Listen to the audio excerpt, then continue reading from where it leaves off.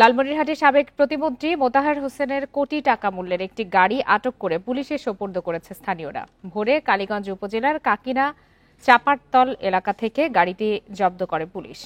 Bundle থাকলে প্রতি সেনমানিতে টাকা বাঁচবে। বিকাশ সেনমানি বান্ডেল কিনে জিতুন প্রতি লেনদেনে। স্থানীয়রা জানান, হাতিবান্ধার বড় খাতা ইউনিয়নের দোলাপাড়া সীমান্ত সংলগ্ন একটি বাড়ি থেকে গাড়িটি বের করা হয়। বিষয়টি স্থানীয়দের নজরে এলে তারা গাড়িটিকে ধাওয়া করে।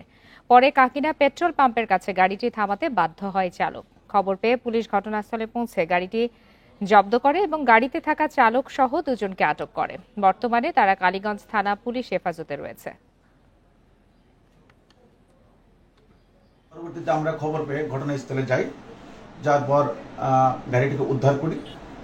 উদ্ধার করে থানায় নিয়ে আসি 2 জন লোক সহকারে। পরবর্তীতে ঊর্ধ্বতন কর্তৃপক্ষের সাথে কথা বলে আইনগত ব্যবস্থা গ্রহণ করা হবে।